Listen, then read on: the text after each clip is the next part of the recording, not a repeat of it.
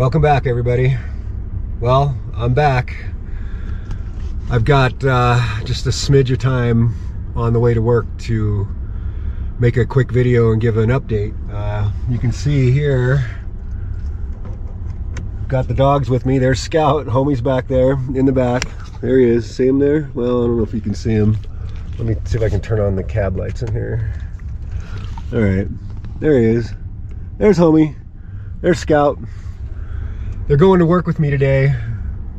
I've been so busy lately that I actually work on my days off.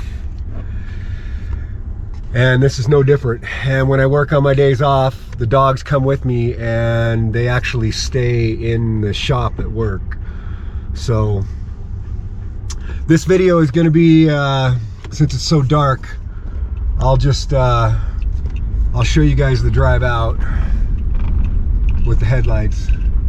It's 6:09 in the morning. It's Thursday, November 7th, and it's 26 degrees outside. So, update. I've been working a lot. I've been working, the last couple of months I've been working pretty much all of my days off. My normal work schedule is only supposed to be 3 days a week, but I've been working 5 and 6 days a week lately. Work's going really good, you know what I mean? I got a raise and I'm making a good income for what I do, and I can't complain.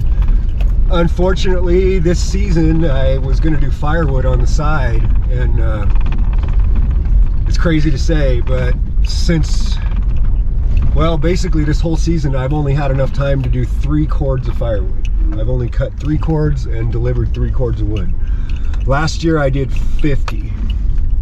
I did 50 cords the whole season. So this year I just don't know. I have some customers that are waiting for me with buying, you know, they want to buy wood, and I just keep texting them that I just simply don't have the time, and they're willing to wait, but every week when I think I'm gonna have a chance to go out and cut wood, I just don't. And you know, the 1 or 2 days a week I have off is just barely enough time for me to get stuff done around the homestead. It's been absolutely crazy. What else? Also, I'm just going to try and do this video in one take. If the camera shuts off because this GoPro overheats or malfunctions in any way, that's going to be the end of the video. I do not have time to stop on my drive to work and try to fix it. So bear with me. I'll try to get this out as hopefully before this camera shuts off or malfunctions. So interesting things that have happened at work. Well, we do an awful lot of mold restoration. Probably the most notable thing is, if any of you watch Sister Wives, we did work in the last 2 months. We've done a bunch of work at their house, and I got to meet Cody and Robin. I've never watched the show before, but they're really nice people. And when we were finishing up work there, they actually asked me if I wanted to be on one of the episodes and have the film crew film me explaining what we've done and all that, but I declined because I'm not the owner of the company, and it's really not my place, and my boss, he kind of decided not to do it. So, but anyway, I had my opportunity. I had my opportunity to be on big television, and I turned it down. So you might notice this vehicle I'm driving looks different than the Navigator, because it is. I got a new truck. Well, it's not new. It's a 2012 Ford F-150. I got it with 99,000 miles on it, and I got a really good price. It's a Lariat, and it's literally loaded with every single option that Ford had for this year. It's got the twin turbo EcoBoost motor. It's got the full trailer towing package. It has the 1-ton springs from the factory in the rear. It has a 373 gears. It has the electronic locking rear differential. It has heated and air-conditioned seats, front seats. It's got all black leather The paint job on the outside was in absolute perfect condition. This was a one-owner truck. It had been kept in a garage its whole life. I mean, this thing was just in immaculate condition when I bought it. Not a single scratch or ding anywhere on the paint job. When I bought it, I immediately put 2 coats of wax on it. And, you know, yeah, is it going to get beat up out here driving in this place we live? Sure. You know, I try to take care of it, and I will. It's 4-wheel drive. The 4-wheel drive works great. It's great. This truck, I really can't say enough about it. Honestly, it's as nice as the Navigator. It has every option that the Navigator had on it. So, you know, I really can't complain. It's not a step down. As far as the Navigator, we were having some problems with it. It needed a new transfer case, and it had a front end. It had a noise coming from the 4-wheel drive in the front. So I bought online, I bought a used transfer case, and I bought a used front differential and a new front drive shaft, and had all those things put in. And then within the first 100 miles I drove it, the transfer case started to leak out of the rear seal. And so I decided to just give up on the Navigator and sell it and get something different. I needed something really dependable for this winter, and I needed something that could still tow. So I got this truck, and it's got a topper on the back that also matches the paint job. It's got a company called Bed Rug, so it's got a full carpet deal in the bed. It's, you know, I have more storage in it now than I did in the Navigator, and it's just like having an SUV, you know, as far as, you know, there's a ton of room in this thing. It's got the more expensive Ford mats in it. It's got the mat in the back, and honestly, the rear seating area is huge when the seats are folded up. There's tons of room for the dogs when I take them places. So it's been working out really well. I mean, I love this thing, and honestly, I can't believe how much power this twin turbo V6 makes. Now, of course, I did the usual thing I do when I buy a new vehicle. I went through the whole thing, did a full tune-up on it, and it runs fantastic. It gets, I've gotten as much as 22 miles per gallon driving it. Also, it has the 36-gallon Ford fuel tank in it, which is 6 gallons more than the Navigator had. So, you know, I can basically go to work, you know, for 5 days on 1 tank of fuel, which is fantastic. I think when I fill this thing up, it's got a range of over 600 miles, which is kind of unbelievable. The Navigator with a 30-gallon tank, when I filled it up, it only had a range of 400 miles. It got significantly worse gas mileage than this thing. So I really I can't complain. Haven't had really any problems with this thing. It's been fantastic. The only thing I wish it had the touchscreen media center on it, but I don't think they made that in 2012, or they didn't put it in the F-150 at the time. So, you know, yes, I could upgrade to that, but I probably won't. The only other thing that's taken a little bit of time to getting used to is the rear view camera is in the rear view mirror, and it takes a little bit of time to get used to using that. So, as far as making YouTube videos, to be honest, I just simply do not have time to make YouTube videos. To make a YouTube video on the regular, like to make 1 or 2 videos a week, I would have to almost take one of my work days to do it. And, you know I've said this before, but we don't make any money on YouTube. So, you know, I make 4 to 5 times at my job in one day than I do making an entire month of making YouTube videos before. So it just does not make sense. And I know everybody really wants to see what's going on with us, and a lot of people really want to see what we're doing in our daily lives, but that time is probably gone. I would say there's probably never going to be a time again where we're going to have, me or Sue are going to have the time or money to devote to making YouTube videos showing what we're doing on our daily lives anymore.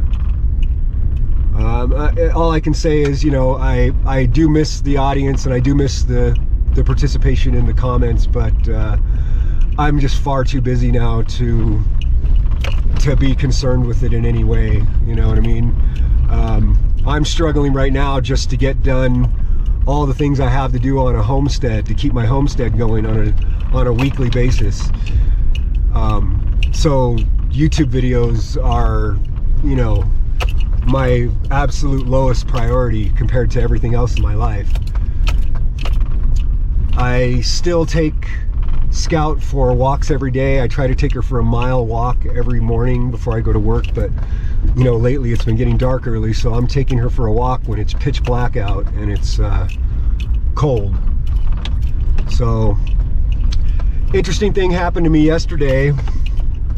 Driving to work, it had snowed, and I left about 45 minutes early. Driving to work, got about 10 miles from Flagstaff, and the freeway completely stopped. There had been a wreck ahead, I don't know, 7 miles, and they closed the interstate. I sat in one spot on the interstate for over 2 hours and finally moved forward about 200 yards, and I was able to get off the interstate. If any of you know where it is, where this is, I got off at A1 Mountain Road, and I decided I was going to take the dirt road from A1 Mountain up to Highway 180, and I really screwed up. I didn't look carefully enough at my map on the maps, and once I started driving out there, I lost my cell phone signal, so I couldn't get any more new map information. And I took a wrong turn, and I ended up on some really, really rough 4x4 trails. I mean, I was rock crawling over 12 to 14 inch tall rocks in this thing in 4-wheel drive. And I just prayed to the Lord to get me out of there. And I'm really surprised I didn't scrape underneath the truck. I'm really surprised I didn't blow a tire. Honestly, it scared the hell out of me, and there was a big mistake taking that shortcut.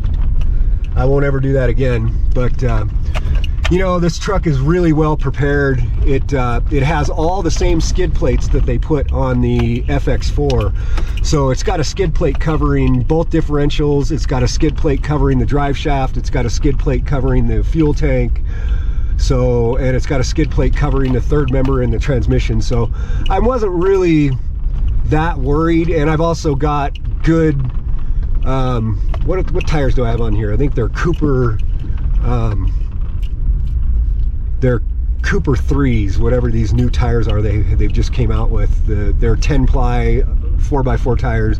They're really good. The only thing I don't like about them is that they make a lot of 4x4 road noise when you're driving down the highway, but you know, I can live with that. I keep them inflated to about 50 psi, and they seem to do really well going over rocks and everything. And you know, what I went over yesterday, I'm impressed. You know, this truck is freaking impressive.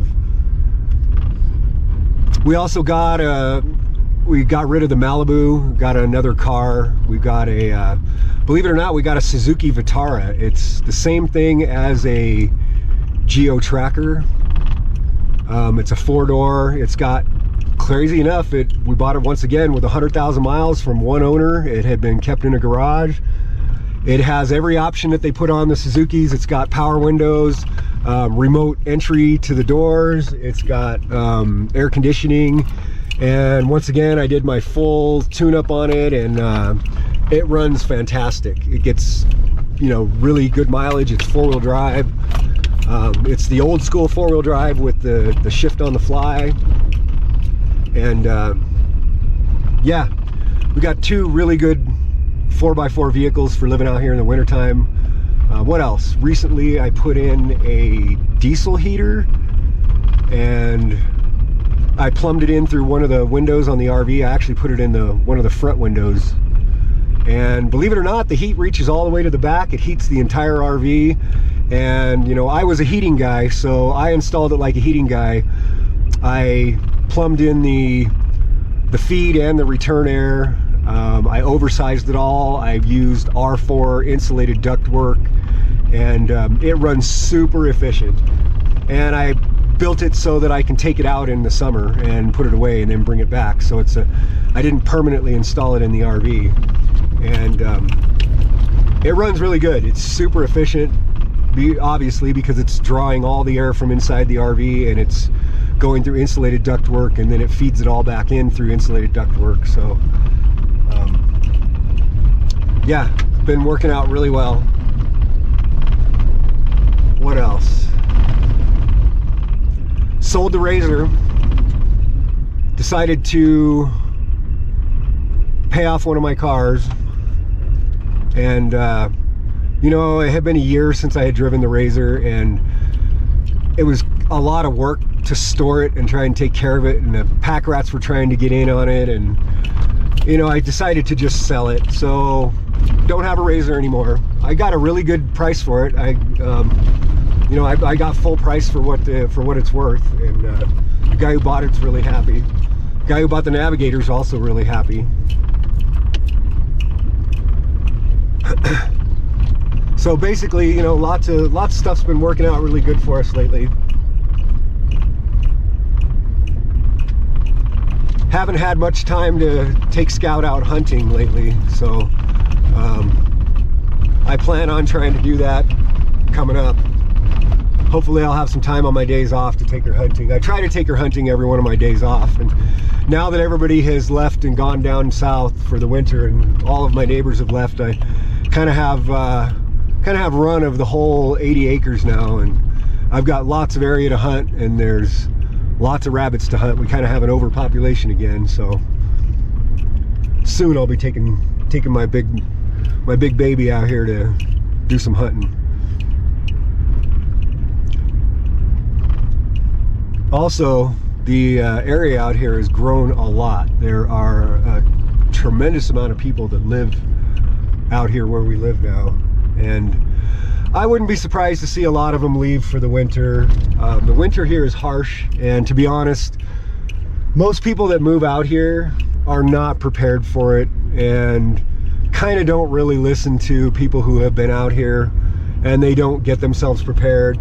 There's a local Facebook group that, you know, I don't know, there's 16 or 1700 members that are on it out here, and you know, every year there's a bunch of people posting on there saying how they don't have this, they don't have that. You know, they're wondering if somebody can give them a ride to town. Their cars are stuck, their water's frozen, you know, their cars have broke on the dirt roads, and it's like, these are all parts of living out here. And you know, if you really aren't prepared to live out here, you're not gonna do well. You're gonna suffer. You're gonna, you know, and if you depend on your Neighbors for everything, you're gonna end up being a burden to the community out here, and that's kind of all I have to say about that. But also, as far as health, I'm in good health. Let's see, 4 months ago, I started doing 100 push-ups a day in the morning. I do them 7 days a week, and I can't emphasize to you how much stronger I have gotten in the last 4 months. My arms, my chest, my back, my shoulders, everything are just literally 10 times stronger than I was. Let's just put it this way, all my shirts fit tight now. You know, and then what I do at work is very physical and very demanding, so I do a lot of physical activity at work as well. And yeah, so basically for the last 4 months I've been trying to do like between 30 and 50 squats per morning, and I've been doing 100 push-ups. And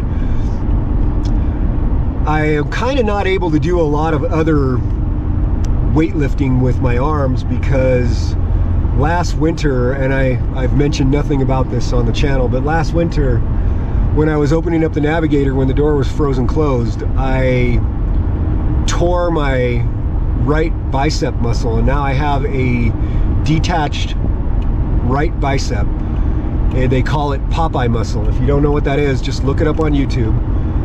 I ended up lucking out with it. I have other than the bicep being permanently separated, I have no loss of strength with my arm. I have no real pain with it. So there's no reason for me to go in and have corrective surgery. Corrective surgery is really just to cosmetically fix it. It can happen again.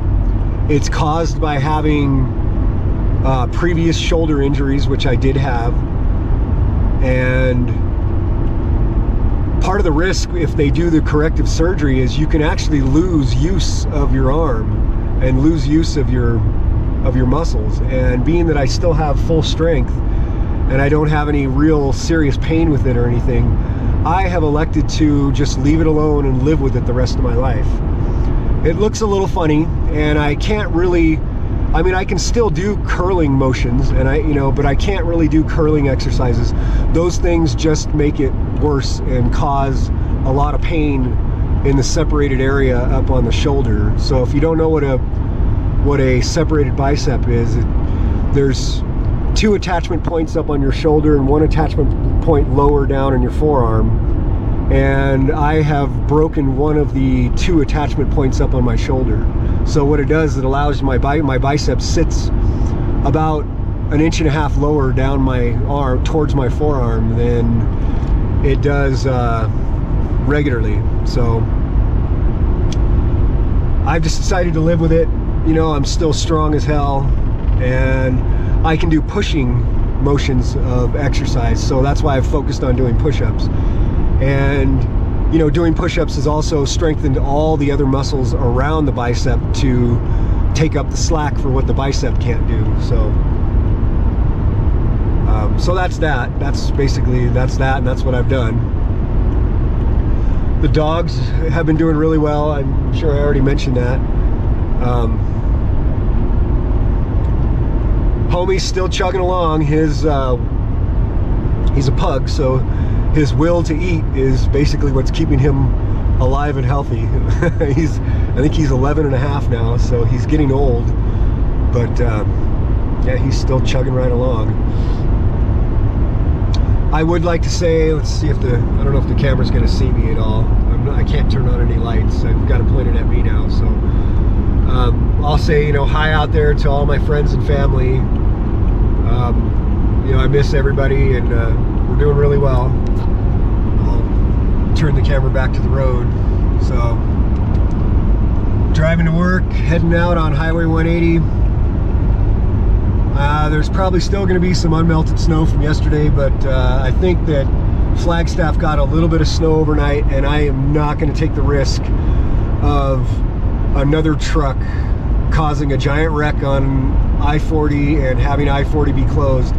I really don't want to be, 2.5 hours late to work again. Plus, after you've had a bunch of coffee sitting on the highway and nowhere to go for relief is, I'm not doing that again. I'd rather drive through snow at 20 miles an hour than sit on the interstate. So it is what it is, and that's not going to be the first time that happens this winter. It's going to happen again. That's just part of it. There's a lot of vehicles on I-40, and not everybody knows how to drive in winter conditions, and that's how wrecks get caused, and it is what it is. I don't know if the camera's picking this up, but I can see that it's snowing up ahead, and I'm driving up into the mountains right now. So this drive might get what one of my old coworkers a long time ago said: things might be getting western. He was a cowboy. We might be getting western, people. All right, well, once again, I don't know if the camera's picking me up, but signing off. We'll see you later. I better start really focusing on the road here. All right, I decided I'd go ahead and show you a little bit. This is my drive to work right now. This is my drive to work. I'm on Highway 180. I'm climbing up closer to probably approaching 8,000 feet. I've got it in 4-wheel drive auto right now. which means that if it detects any slip, it will kick in automatically. These tires I have an excellent snow rating.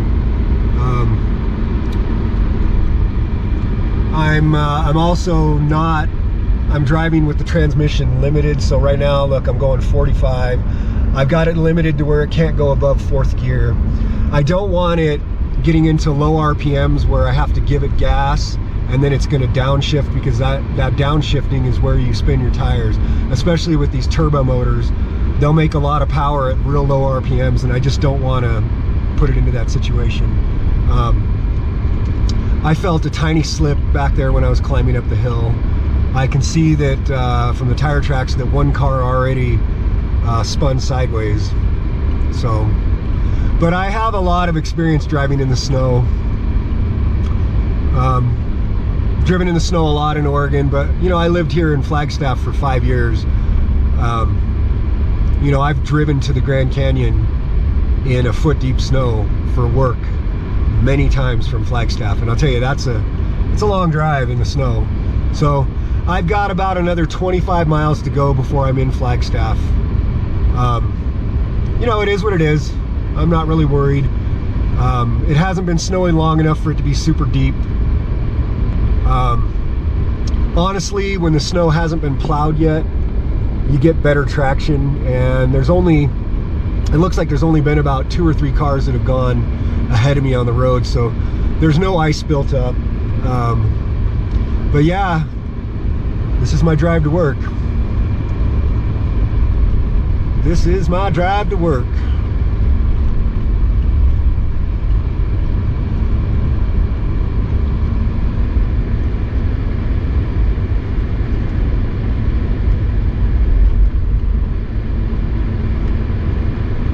I can still hear my tires humming, which means that they're getting through to the pavement.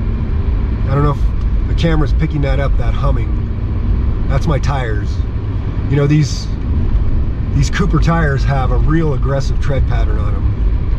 And like I said, they make a lot of highway noise. So the fact that they're still getting through to the pavement tells me that, you know, the conditions aren't that bad yet. When these tires are on just pure snow, they stop making the hum, or when they're on ice. So I'm in good shape. But anyway, I'm gonna turn the camera off. Signing off. Getting closer. They're going between 35 and 40. Got it locked into where it can't go above 4th gear. Got it in 4x4 auto. I've only felt the tires slip a couple of times. The plow truck's been by, but it's only been on the other side of the road. My side of the road hasn't been plowed yet. Got probably about 3 inches of snow on the road. It's 20 degrees outside, so it's definitely icy. I think that they've salted the road though, so it's already starting to melt in a few spots where the traffic's been driving over it. So yeah, winter wonderland. And this snow right here was not forecasted. But it is what it is. And then once I get into town, I got to drive through about 5 miles of Flagstaff, and I got to go up 2 hills to get to where our shop is at. So I don't anticipate any problems. I mean, honestly, this is my second F-150. My F-150 I had that I owned in Oregon, I drove in the snow many times. I had the earlier generation of these same Cooper tires on it, and that thing was an absolute tank. I mean, I could go up a local hill we had in Portland that was a 12% grade when it was completely covered in snow and ice, and that thing would just charge up that hill in four-wheel drive high. So this honestly is no different.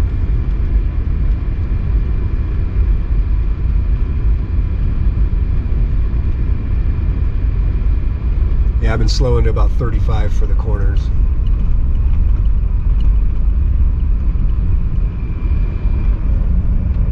Show my speed.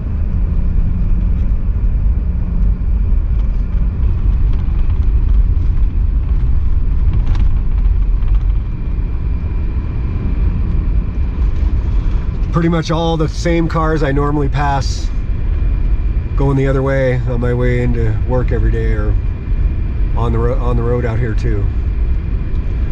Oh, look at that. There's a Nomad trying to leave the area. Wonder if they think it was a mistake to be out here. Not exactly a very boondocking friendly place in the wintertime.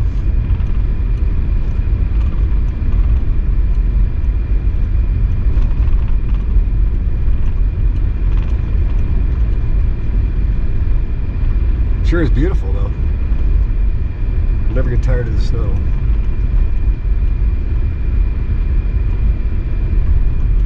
Although it's a little tricky when you got to drive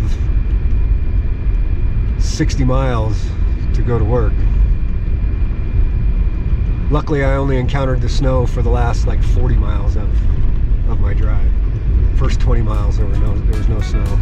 No snow out where we live, obviously. I showed you guys on